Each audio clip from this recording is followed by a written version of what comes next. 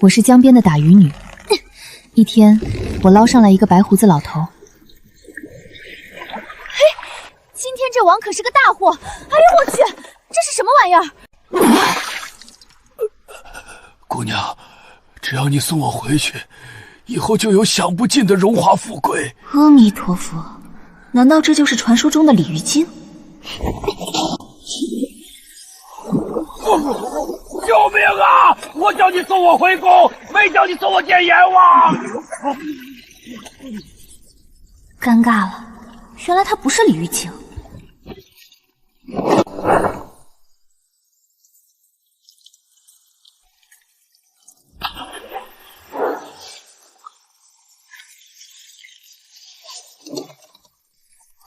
喂，老头，你别死啊！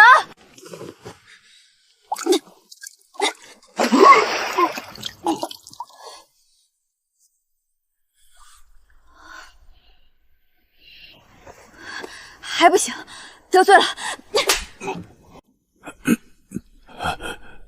阎王，原来是个女的。老人家，对不住，我还以为你是水里的神仙呢，以后再也不听那些买鱼的人瞎忽悠了。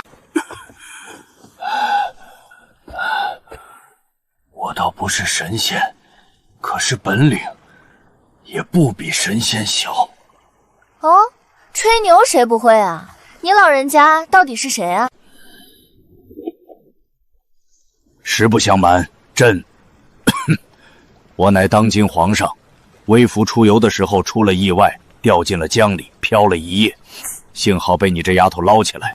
姑娘，你救驾有功，只要你把朕送回去，想要什么赏赐都行，朕甚至可以封你一个郡主当当。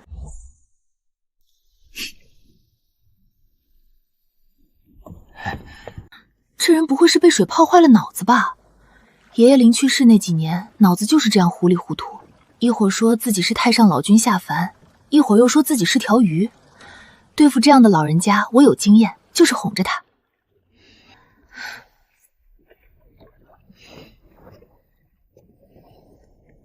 是，皇帝陛下，您这一身都湿透了，要不要先换身衣服？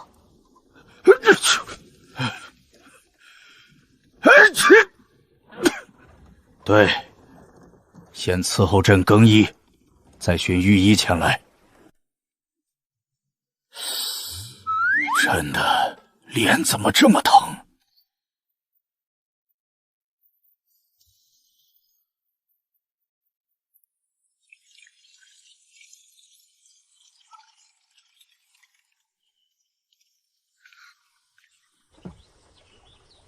三叔，这老丈落水了，你帮他换身干衣服吧，顺便借你一套粗布衣裳。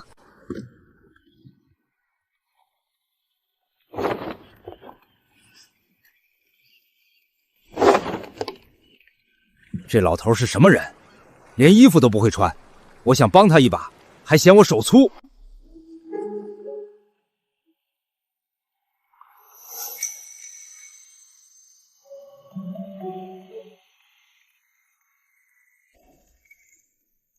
让他进来伺候朕更衣。你个老不休，让一个黄花大闺女给你穿衣服，看老子怎么教训你！三叔息怒，他脑子有点不正常。朕更衣一向是宫女伺候的，怎么就成老不休？算了算了，朕不跟你一般见识。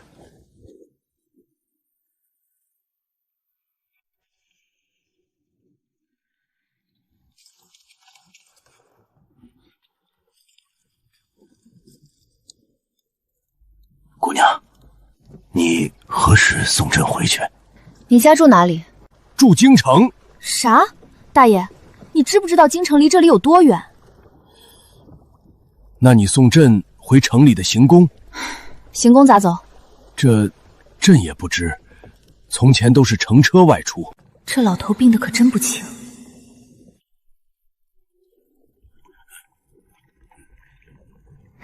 大爷，先吃饭吧，吃完饭再商量如何送你回去。除了打鱼，我烧鱼也是一把好手。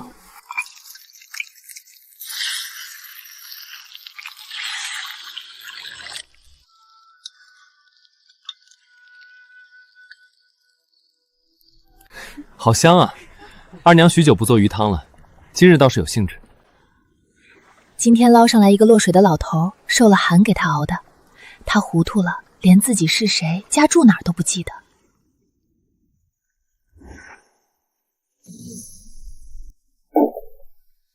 大胆！谁让你直视朕的龙眼？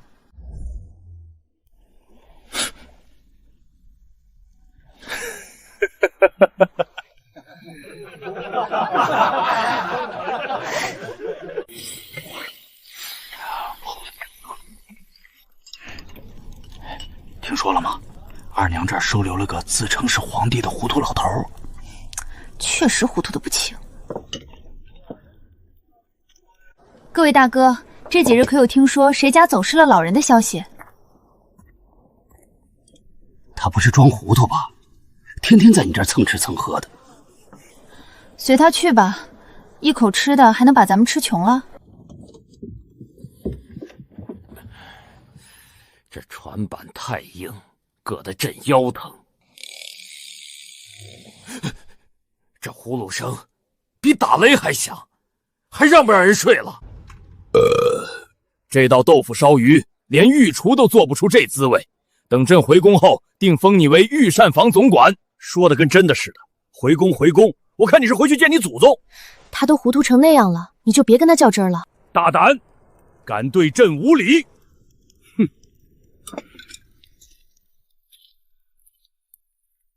我渐渐发觉，老头可能并没糊涂，他说的也许是真的。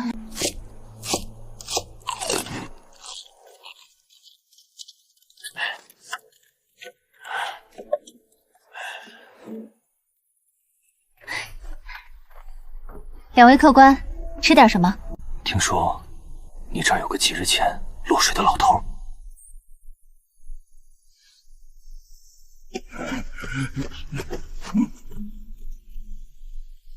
你们找他？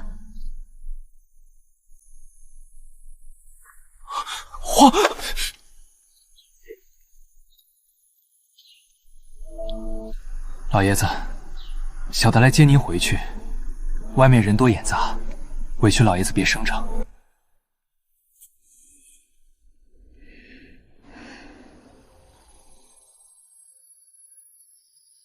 这两个人有问题。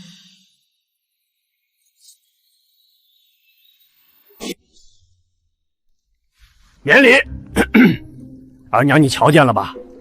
朕，我可没说大话。他们真是你家人，你怎么好像不认识他们的样子？我手下精兵啊，不，家丁千万，哪能个个都认识？这肯定是我哪个儿子手下的，总之不会有错。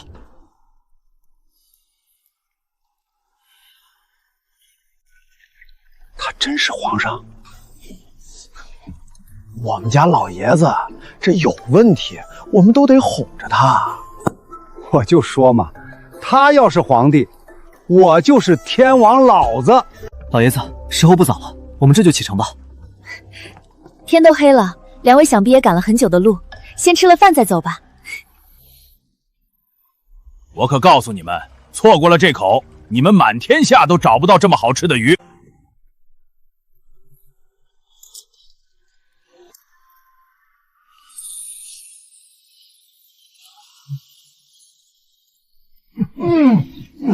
我就说好吃。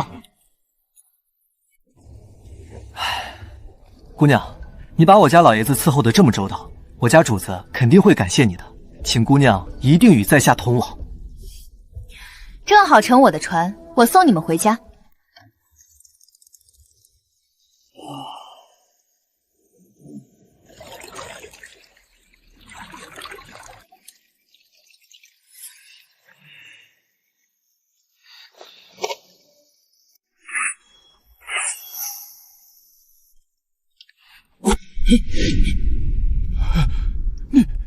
你们干什么？对不住了，老爷子，那日坠船还以为您死了，没想到你命这么大。你们这是弑君，是诛九族的大罪，谁指使的你们？小五，别听他的，今夜咱们把所有知情的人都杀了，谁会知道？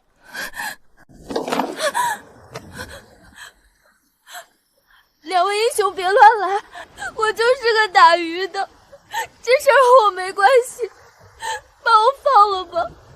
谁让你多管闲事收留他？现在凡是掺和这事儿的人，都别想轻易脱身。可惜了你做的那手好鱼，要是识相点儿，就别趟这浑水。放开他！你们休要为难无辜之人。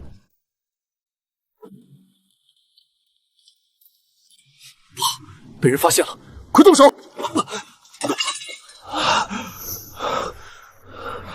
该死，刚才的饭菜里动了手脚。你是开黑店的？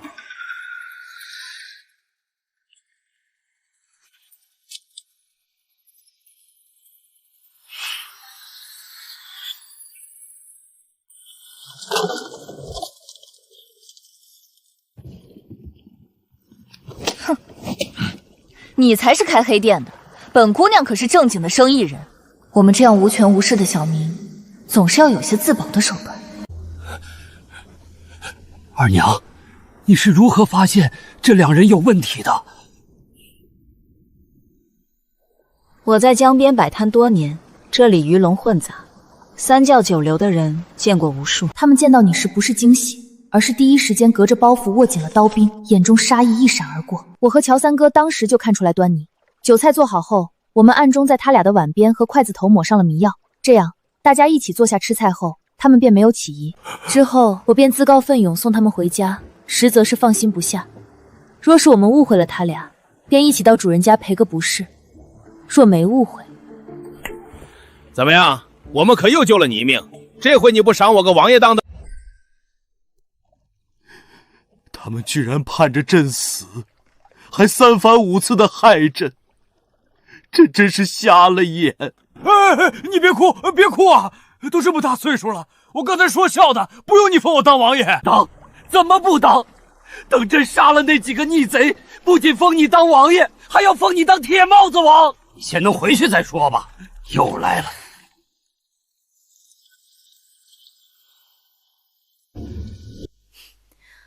我看你们怎么跑，等他们醒了，好好审问。没用的，他们敢刺杀朕，一定是死士。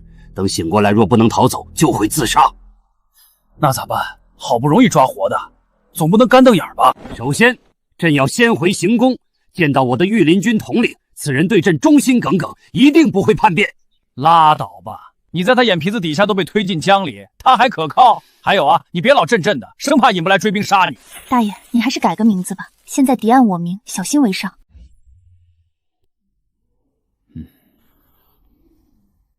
那就叫我龙大爷吧，还不如直接叫皇上呢。这老头真是没救了。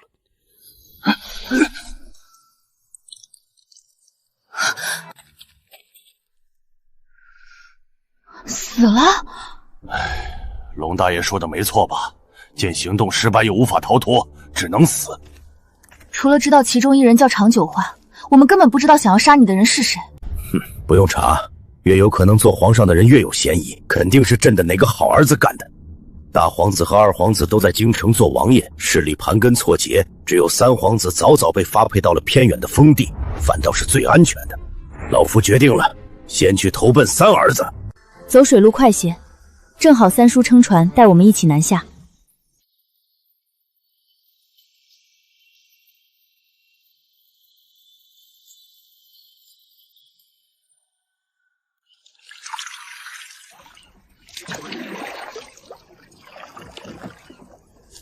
哎，龙老头，你怎么确定不是你的小儿子心怀怨恨，想找人杀了你呢？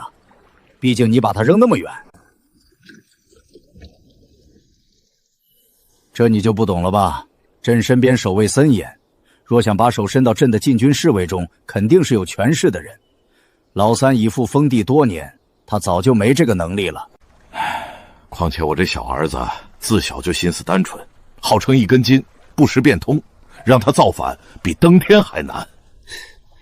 原来是欺负老实人，荣华富贵没他份儿，落了难倒想起人家来了。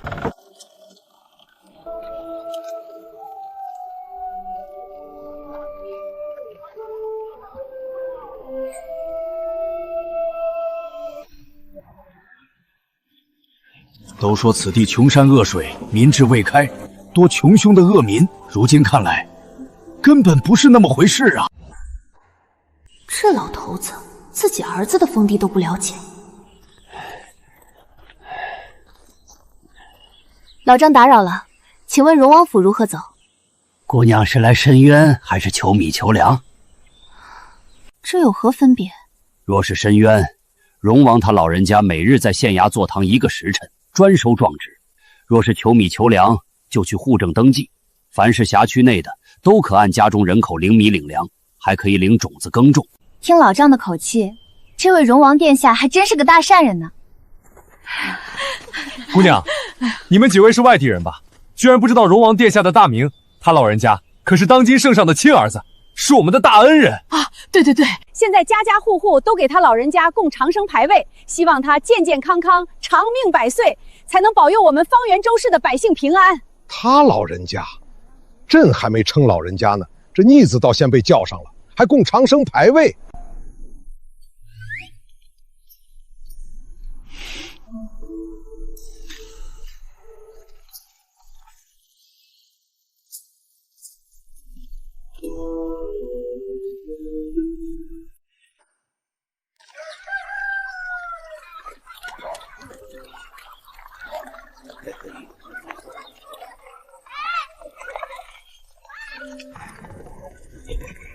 几位外乡人，可是来投亲的？这位大哥，我们是来找荣王的。这位老人家是荣王的远房亲戚，特来投奔。找咱们荣王殿下呀，那可是个大好人。这些年兴修水利，广种农田，咱们这穷山恶水的地方，硬是被他治理成了鱼米之乡，可不是吗？严明吏治，奖罚分明，老百姓日子好过了，全念着荣王和他老子当今皇上的恩典呢。老三，那个最不受宠的老三。你们要是直接去荣王府，肯定扑个空。这个时辰，荣王一定在田间查看呢。顺着这条路往前走，那片最大的稻田就是。多谢大哥。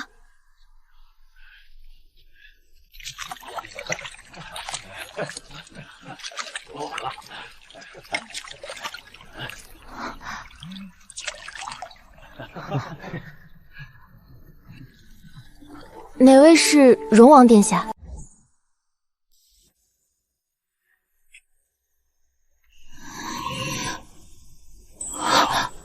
这哪是老人家，分明是个大好青年啊！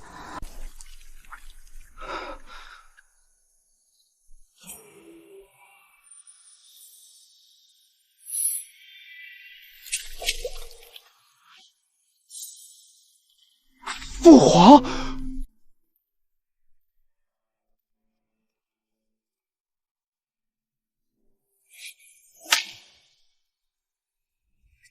这岂有此理！乱臣贼子，人人得而诛之！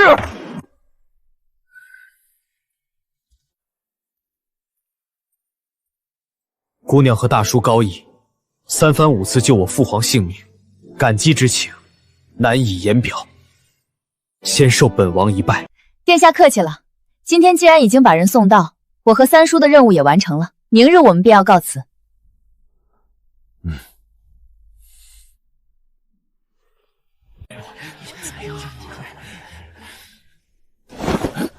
不能走，朕还要带你回京，封你做郡主呢。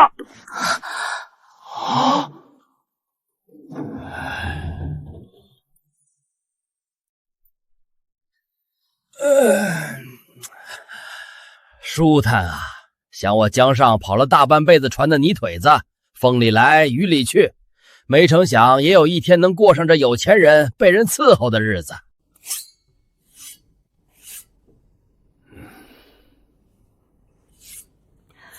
皇上现在是惊弓之鸟，谁也不信，就信咱们俩。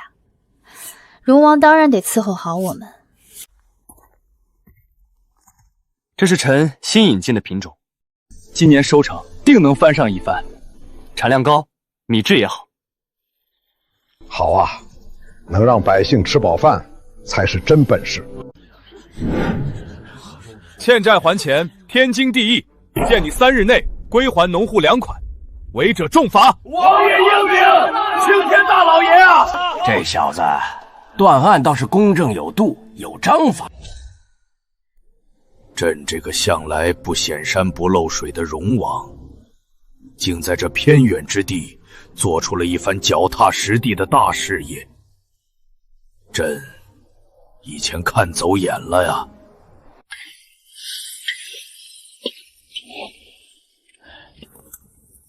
二娘啊，多放点辣子，老夫就爱吃你这口重味的。民间美食果然远胜宫廷玉液呀！得嘞，您老就瞧好吧，保准辣得您直冒汗。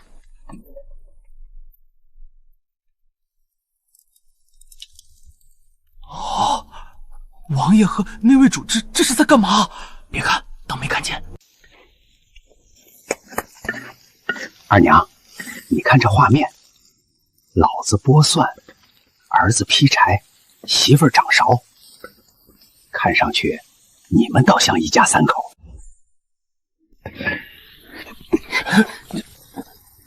三叔不要胡说，荣王殿下是皇亲国戚，我只不过是个普普通通的打鱼女，如何能相提并论？这要是传出去，可是要掉脑袋的。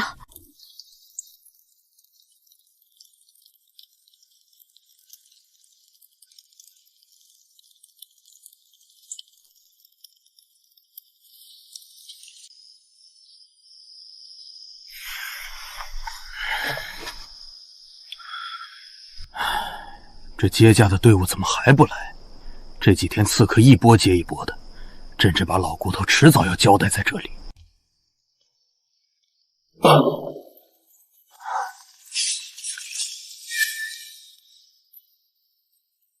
杀！一个不留！休伤我父！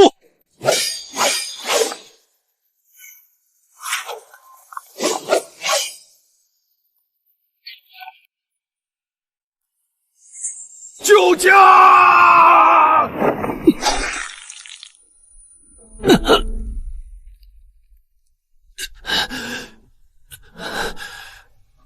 父皇，快走！找死！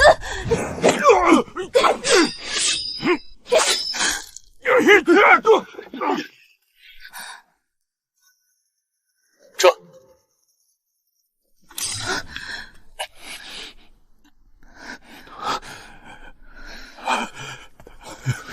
荣王，我的好儿子，你怎么样了？儿臣没事，只要父皇安好。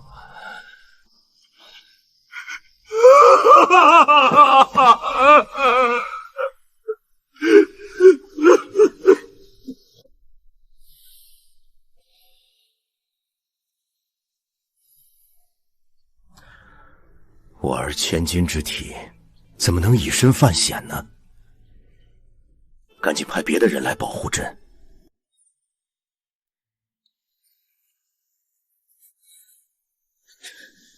父皇才是千金之体，儿子为父为君，万死不辞。呸呸！什么万死不辞？将来你要肩负社稷，怎么能死呢？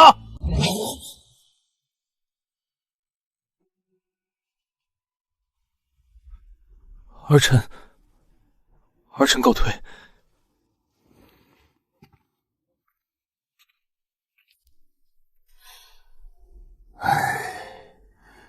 真是个呆子，这个时候不该表表忠心，推辞一下吗？怪不得在这穷乡僻壤这些年无人问津。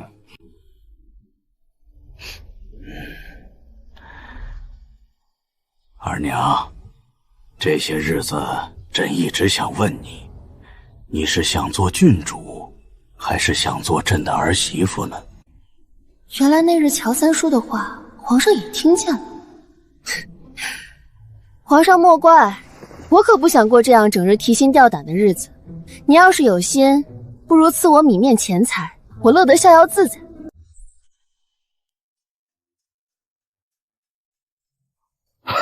哈哈哈哈哈哈！说的也在理。若你真成了儿媳妇，倒不好整日让你烧鱼给朕吃了。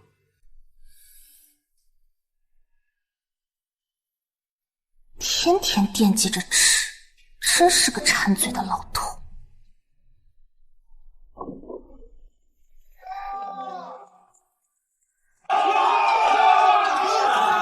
谁敢伤我们王爷，我们跟他拼了！对，保护王爷，保护皇上！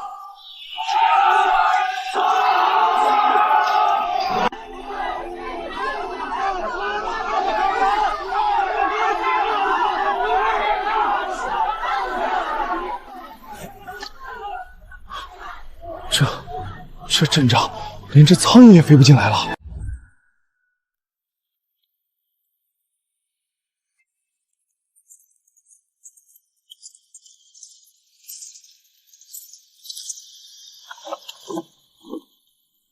大张旗鼓的闹了半个月，来接皇上回宫的队伍终于到了。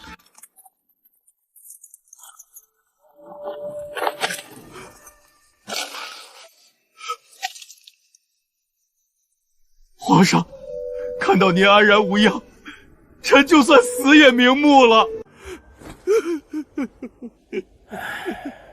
行了行了，哭什么丧？要谢就谢婉二娘，要不是她，朕死了8回了。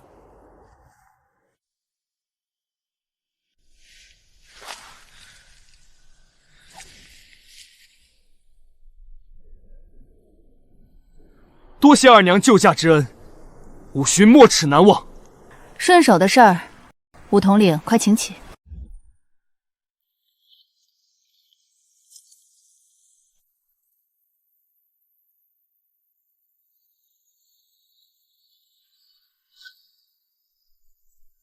传朕旨意，即刻回京。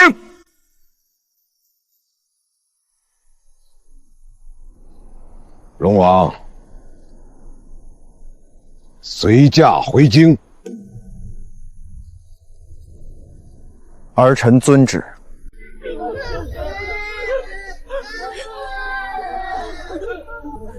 荣王殿下，您可要早点回来啊！殿下，草民舍不得您啊！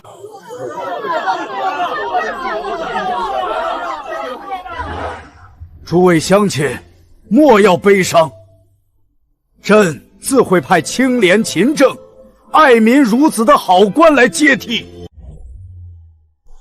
至于你们爱戴的荣王，一块封地如何能施展抱负？朕还要对他委以重任，希望他不要辜负朕的期望。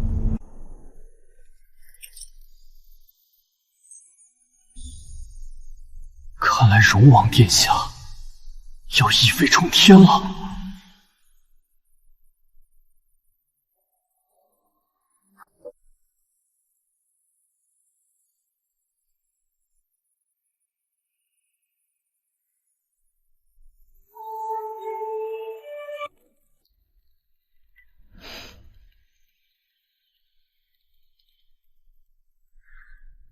想起刚入荣王府那几日，这呆子天天向我请教如何和他爹相处。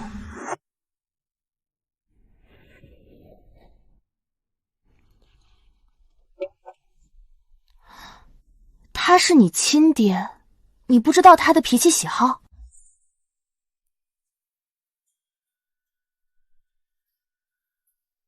他是高高在上的皇上，而本王只是不受宠的皇子。从小到大都没见过父皇起面，不过看婉姑娘和父皇相处，嬉笑怒骂全凭自己心意。就是最得宠的大皇哥和二皇哥，当年在父皇面前也不敢如此随意。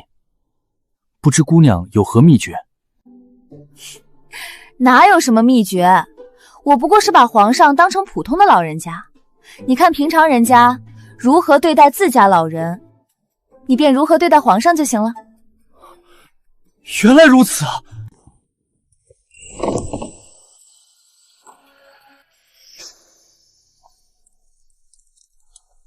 老三，你这是做甚？自己爹有危险，当儿子的自然是要贴身保护。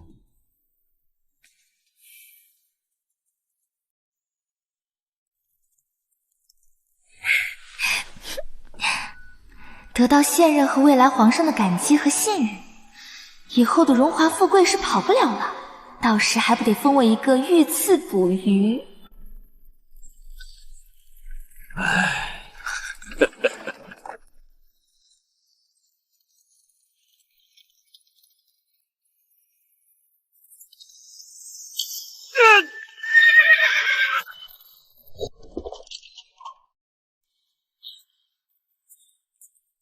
报！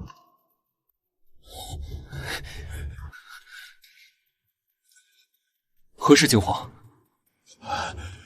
大皇子反了，叛军切断了皇上回京的一切路线，二皇子也自立为王了。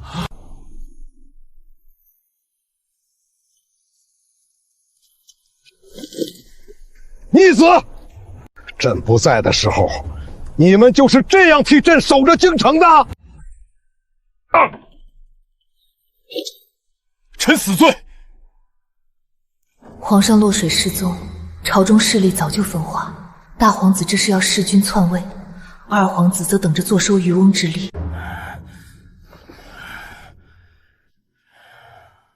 白日做梦，几个乳臭未干的逆子，以为朕的江山是如此轻易就能颠覆的吗？皇上，臣来时留了个心眼，将虎符带了出京，只要能平安逃离此地，便可调动兵马，迅速平叛。好，好，最近的兵马在何处？山城军距此有3天的路程。父皇，大皇子叛军已将封地陆路围死，我们根本出不去，唯一的突破口就是走水路。可是什么？御林军都是京城来的旱鸭子，只善陆战，不善乘船。若是在江上遇到追兵，恐怕……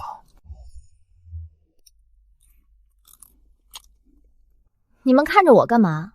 不会是想指望我一个小小的打渔女来力挽狂澜吧？唉，你们皇家的银子还真是难赚啊！儿子怎能眼睁睁看着父皇置身危险？我愿意护着父皇一起闯出去。荣王，我的好儿子！臣誓死护陛下和荣王殿下一同前往山城军。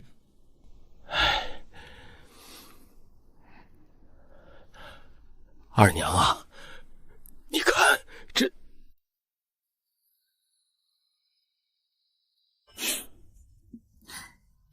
行了行了，帮人帮到底，送佛送到西。我婉二娘做事有始有终，这次都带上。多谢二娘，多谢二娘。二娘，有劳了。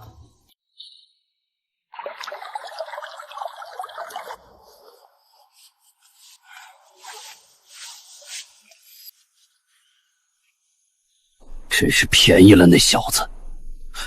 堂堂皇子，难道还配不上婉姑娘？二娘的手艺和人品，谁能娶到她是福气。给姑娘添麻烦了。不麻烦，倒是委屈殿下要和我做一对愚公愚婆了。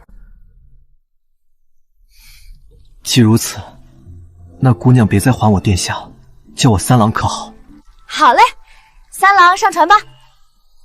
是，娘子。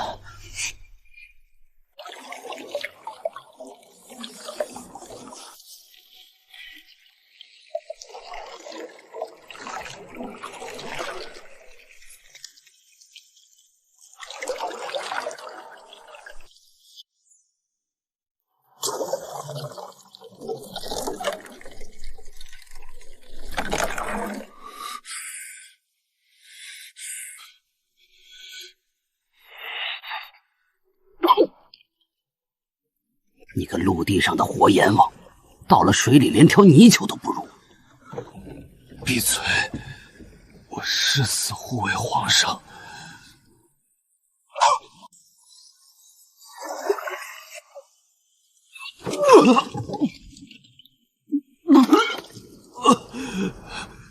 对不住，是我拖了大家的后腿。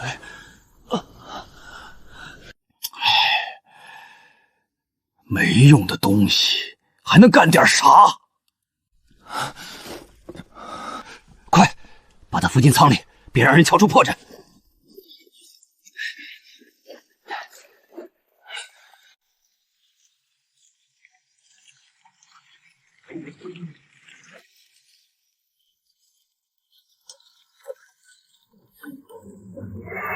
干什么呢？停船检查。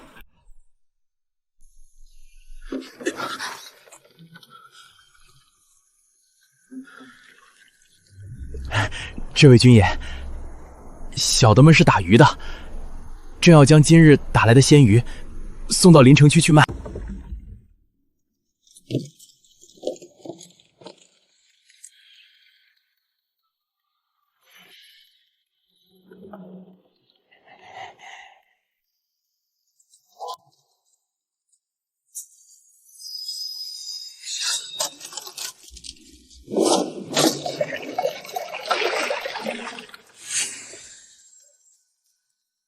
今日这里封了，你们回去吧。军爷，我们和酒楼说好要送这鱼去卖，若是今日不送，不仅鱼臭了，还要赔付酒楼。您老行行好，通融，让我们过去吧。说不行就不行，一篓鱼算什么？小心老子砍了你的脑袋！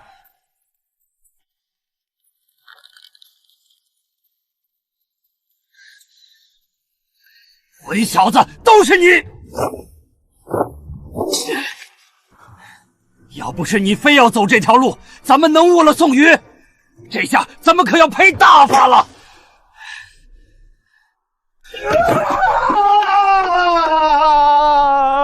老天爷呀，这可怎么办？指着这几两银子给我买棺材板，这下全没了。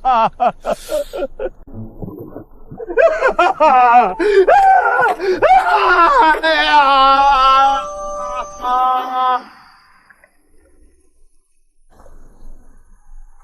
爹，爹，你差不多行了。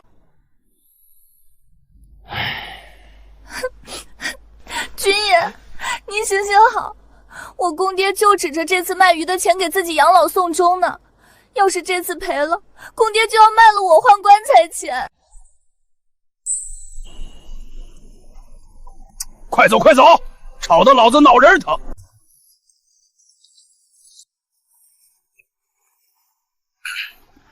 三郎莫怪，刚才为父下手重了些，都是权宜之计。只不过这件事只限我们3人知晓，日后就不要再提起了。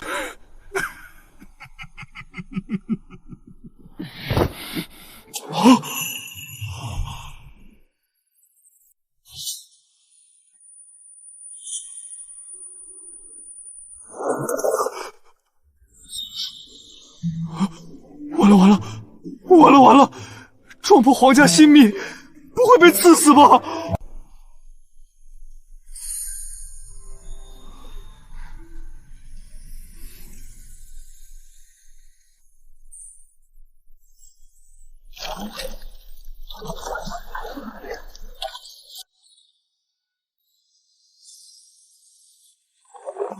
所有船只人口一律不许通行，原地接受盘问。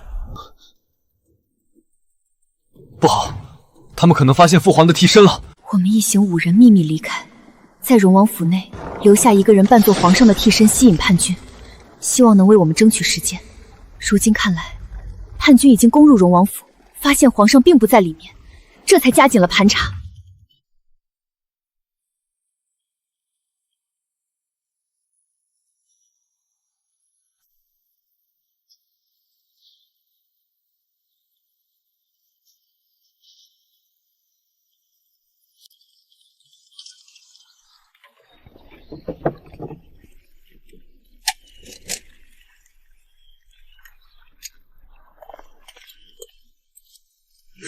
干什么？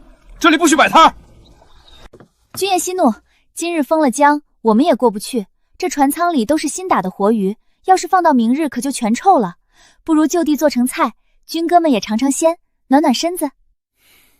快点做，大爷们正饿着呢。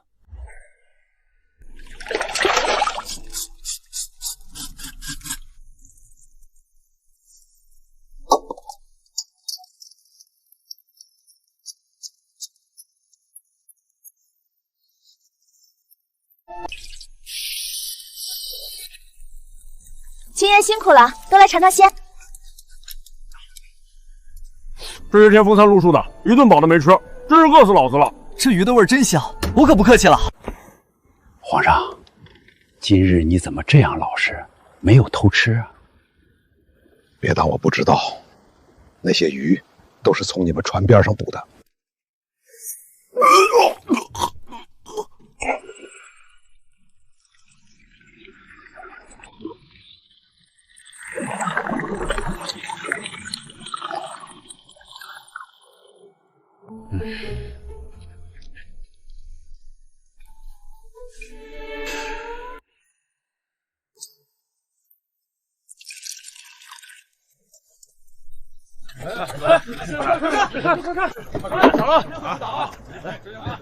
军爷，这酒够烈不？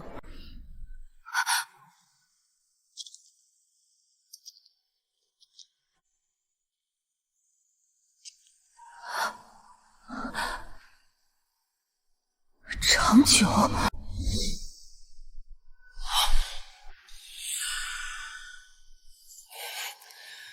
开黑店的，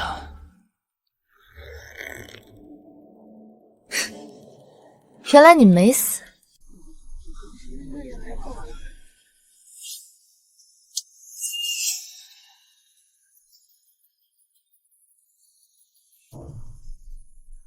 都别吃了，人在这里，快抓住他们！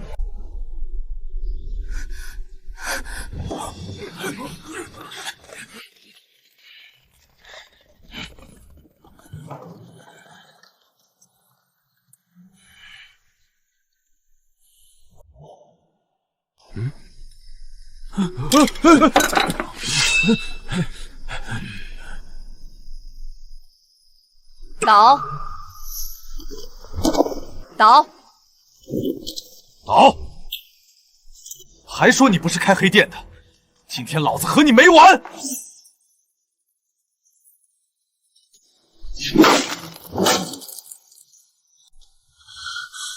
三郎，我没事儿。真有事儿！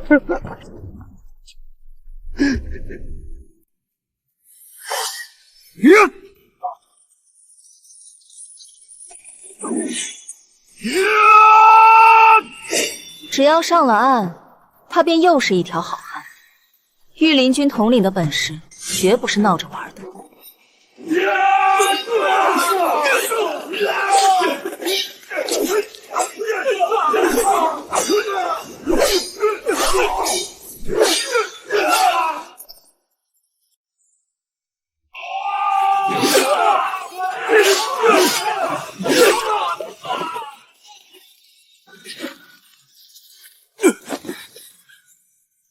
皇上，臣来救你。走，快上船！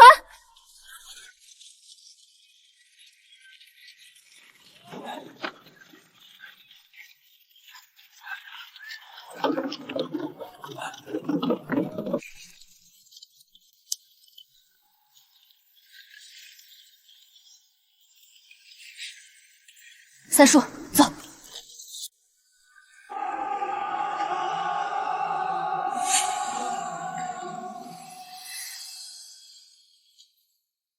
灭灯！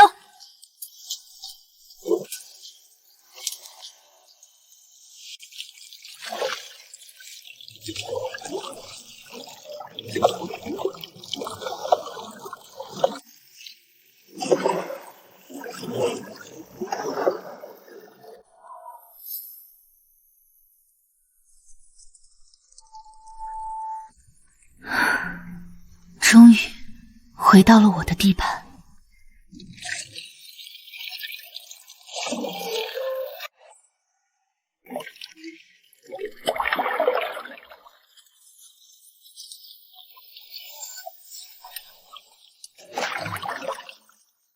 们就躲在这里，赶紧找！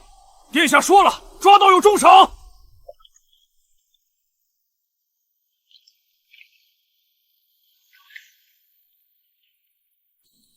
二娘，这回怎么办？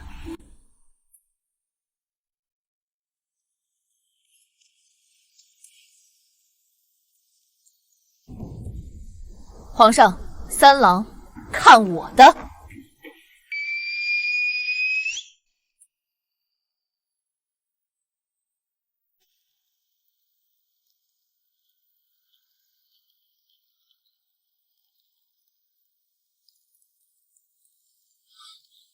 什么声音？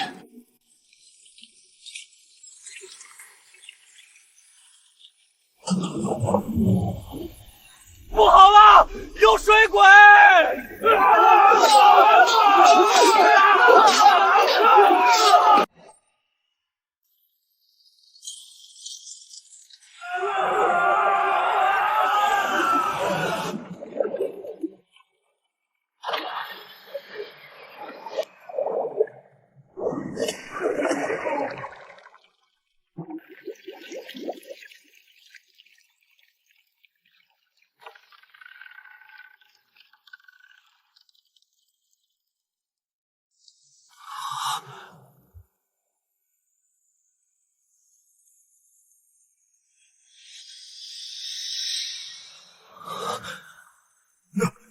那是什么？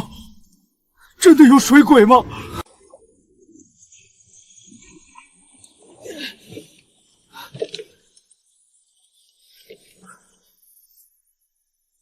别过来！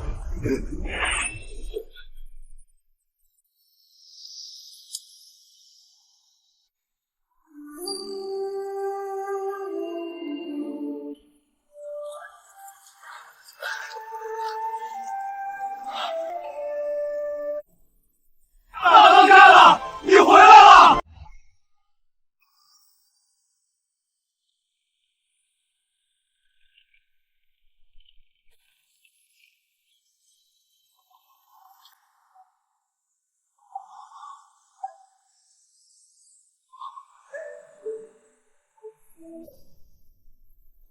晚大当家，这些都是你的兄弟？对啊，你是他们的大当家？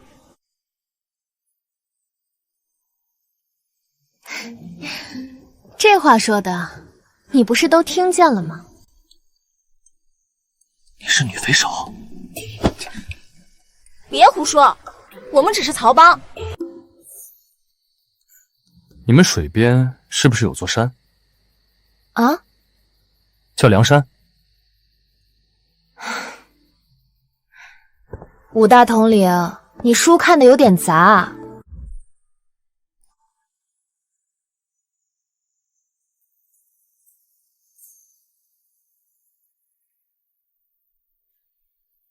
他这是怎么了？伤自尊了呗。啊？刚才他还英雄救美，结果没想到你的功夫比他厉害多了。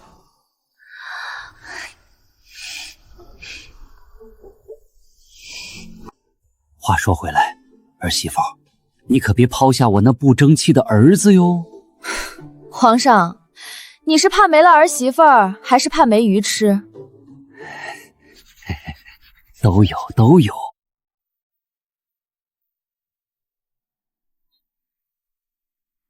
堂堂荣王殿下，才看不上我这么野的女子吧？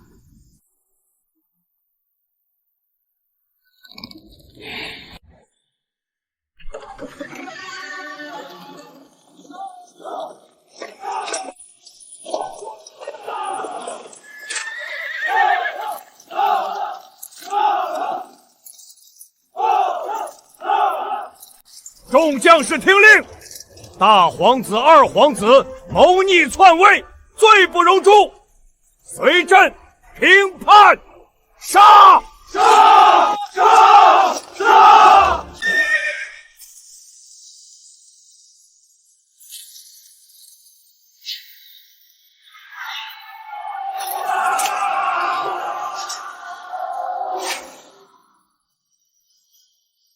皇上重展军队，立刻对叛军展开围攻，天下兵马勤王，很快荡平了大皇子和二皇子的势力，江山重新回到了皇上手中。他也亲封了荣王为太子。天下太平后，皇上决定班师回朝。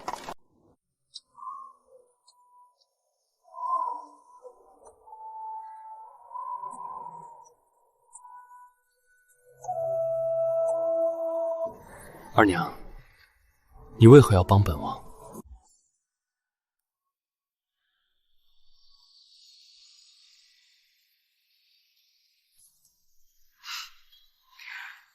还是被你发现了。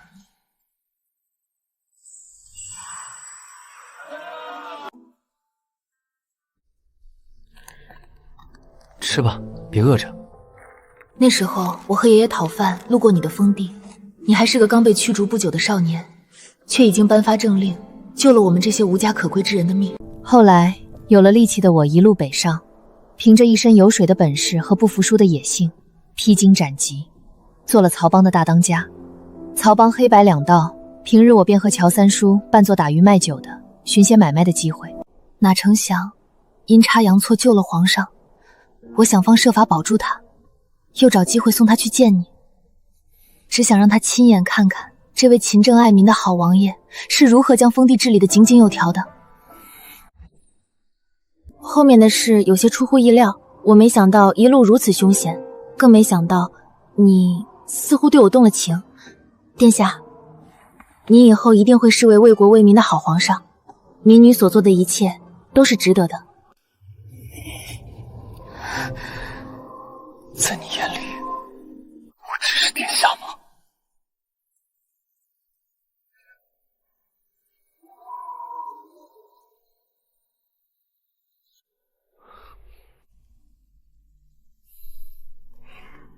你将来是要做皇上的，理应娶名门贵女。我自由自在惯了，只想在江上过快活日子。咱们有缘，但是不多。从前，我的梦想是做一个好皇上，指点江山，造福百姓。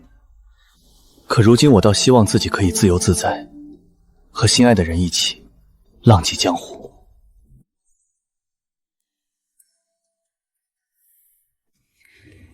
殿下，你有你的抱负，我也有我的。我要将曹帮变成天下第一大帮，而你身负的是天下百姓。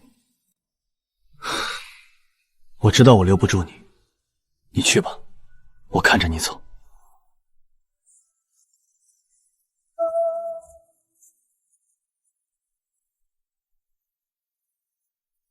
三郎。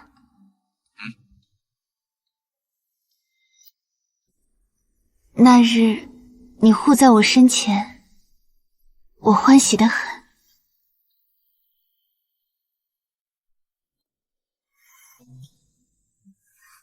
算了，去他的规矩，我是大当家的，又不是什么规矩的名门贵女。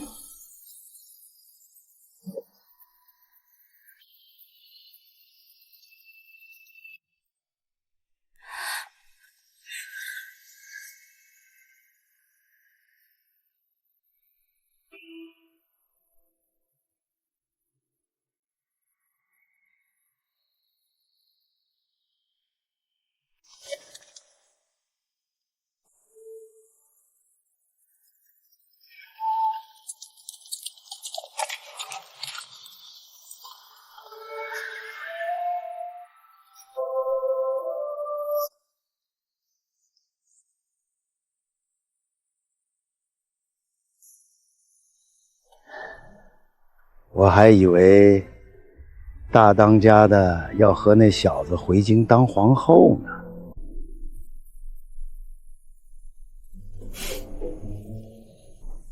我可是曹帮老大，谁要做那老狮子皇后？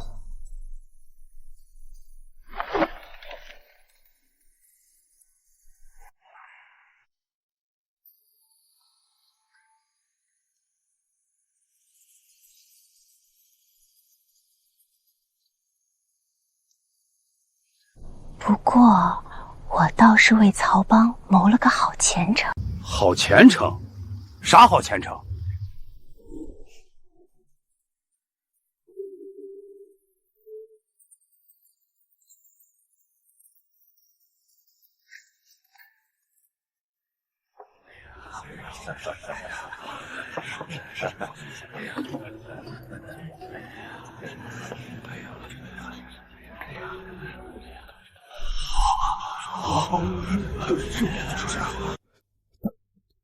大当家的，这就是你为邦里谋的好前程。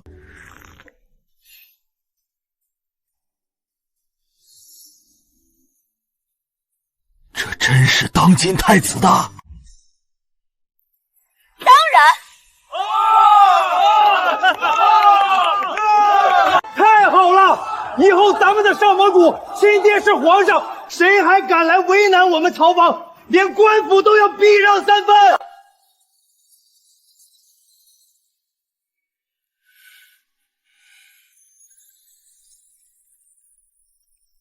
那时皇上和太子回京，问我想要什么样的赏赐，我没告诉他们，因为让我满意的赏赐已经拿到了。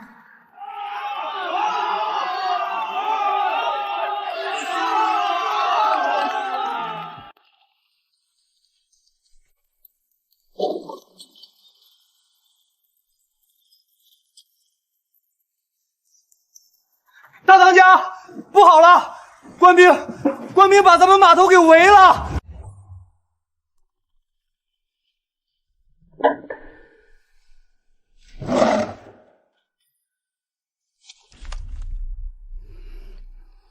刚消停几天，难道大皇子、二皇子的余孽又来了？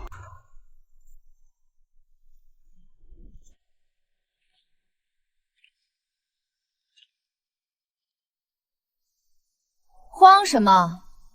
这片江姓婉。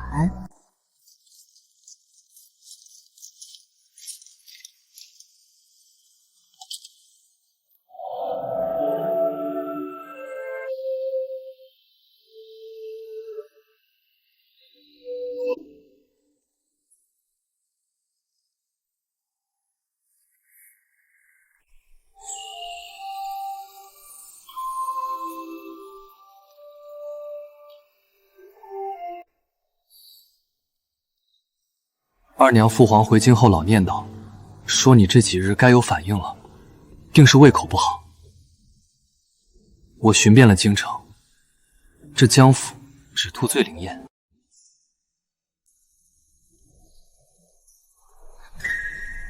殿下好大的排场，送个江还要动用御林军。堂堂太子不回宫坐龙椅，跑我这码头坐冷板凳。龙椅冷冰冰的，坐着不舒坦。我答应过，这辈子都要护着你。劈柴生火，我比当太子拿手。哟呵，哥几个瞧见没？咱们大当家的眼光就是厉害，售后服务也挺到位啊！啊，连生火丫鬟都包送上门了。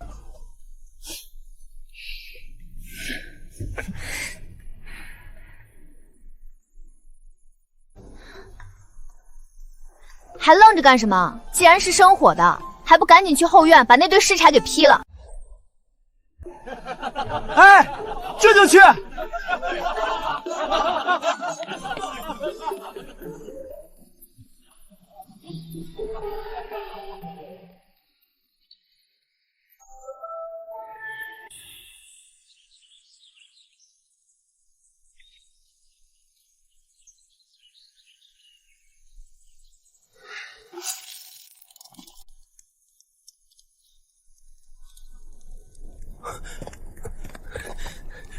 殿下，我的小祖宗，这可是边关加急的折子，皇上说他老人家头疼批不动，非让您看一眼拿个主意，你好歹瞅一眼啊！没看我正忙着吗？二娘这几日脚酸肿得厉害，我得赶紧批完这堆，好去灶房把洗脚水烧开。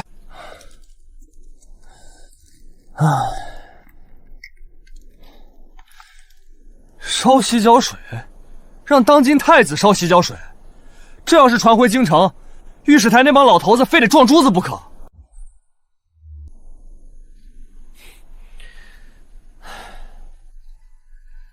奏折先放在大石头上压着，等二娘睡稳了，我自然会看。现在，谁也不能耽误二娘洗脚。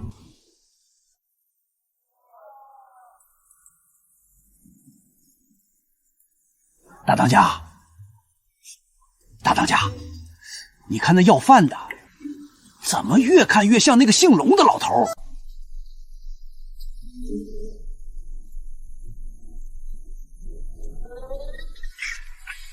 二娘，快！老头子我在这儿，快接驾！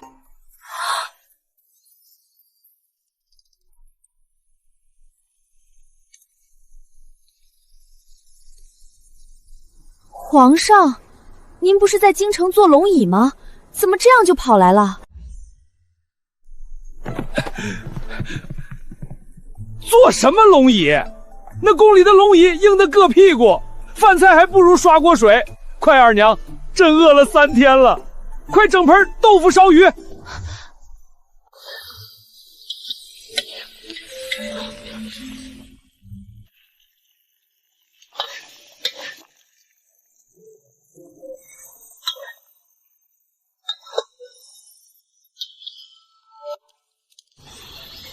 香，就是这个味儿。回宫这段日子，那帮御膳房的奴才做东西清汤寡水，雕龙画凤的，看着好看，吃着没滋没味儿，朕这舌头都快被他们养得退化了。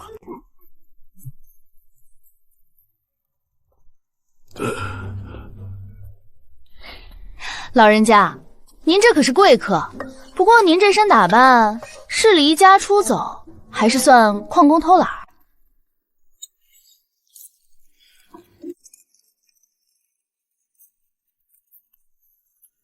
管他呢！天大地大，吃饭最大。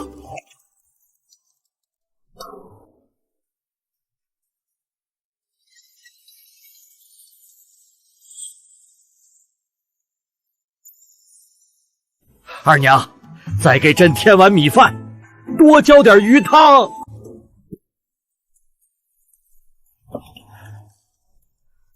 鱼管够，饭也管够。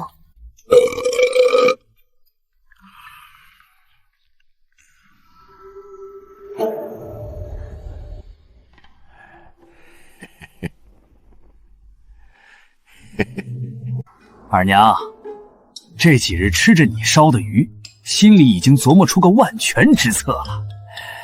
朕回去就把御膳房总管那个只会雕萝卜花的老头给撤了，你带上小家伙跟朕回去接手。到时候老三每天在金銮殿批完奏折，抬脚就能回后宫陪你，朕也能天天吃上现成的豆腐鱼，这日子多好！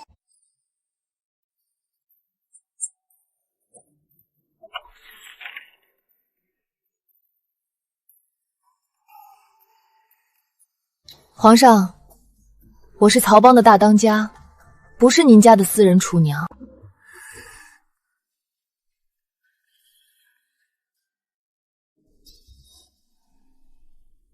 当御膳房总管，那可是几辈子修来的福分，不比你在江上受封强。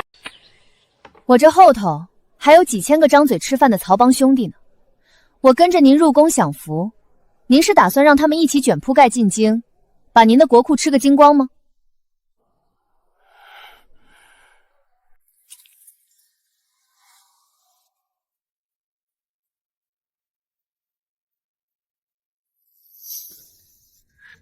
父皇，二娘性子野，她喜欢江上的风，不喜欢深宫的高墙。那你呢？你可是当今太子。儿臣想好了，儿臣以后勤快些，白天在宫里处理朝政，晚上坐快场两头跑，反正5巡划船快，累不着儿臣。殿下，求您做个人吧，您两头跑，命苦的是我啊！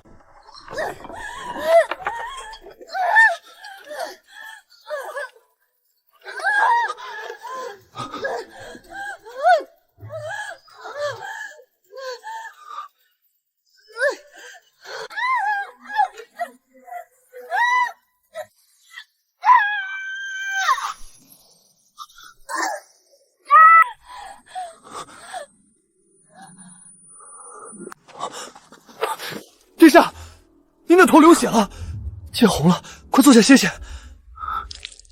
没事，流点血算什么？二娘在里面，比我疼。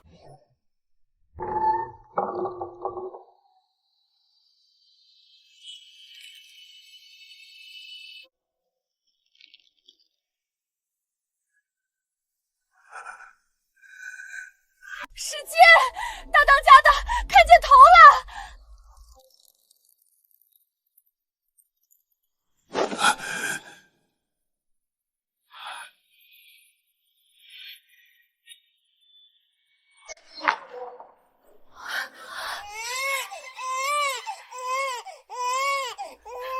恭喜，贺喜，大当家的生了，是个水灵的小姑娘，母女平安。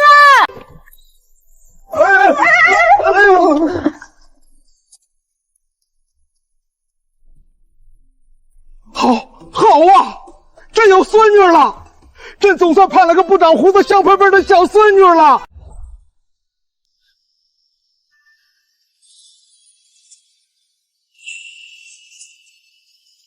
好漂亮，眉眼真清秀，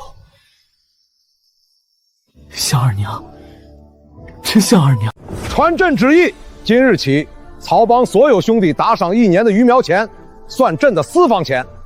再传旨回京，普天同庆，朕要让天下百姓都沾沾朕小孙女的喜气。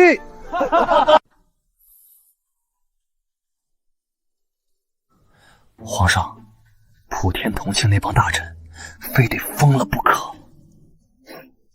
疯就疯，谁敢有异议，让他来跟朕理论。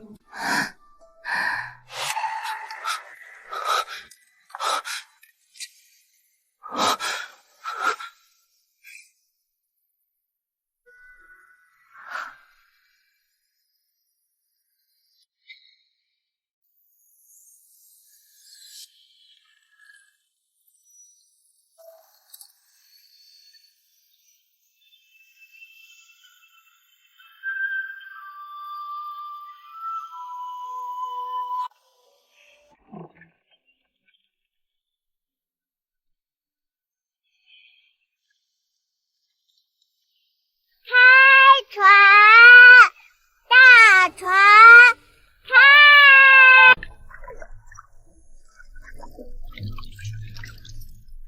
哎呦，咱们这小大当家抓周抓了船桨，这才刚会走呢，就想替他娘管这百里江面了。哈哈哈哈。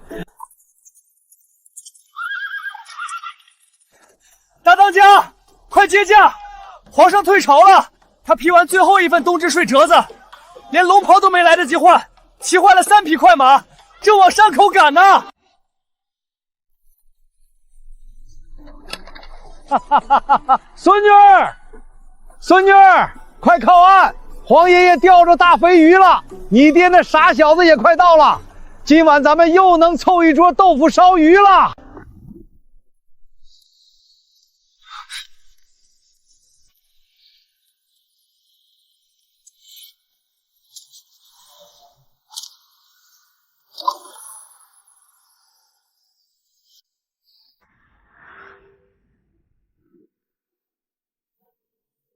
二娘，京城太闷了，我把朝政都托给几个老臣了，这半个月我就在这儿陪你。今晚的柴火我包了。我曾是江边一个普通的打鱼女，那年我随手一网，捞到了这辈子最贵的大货，也守住了我最好的江山。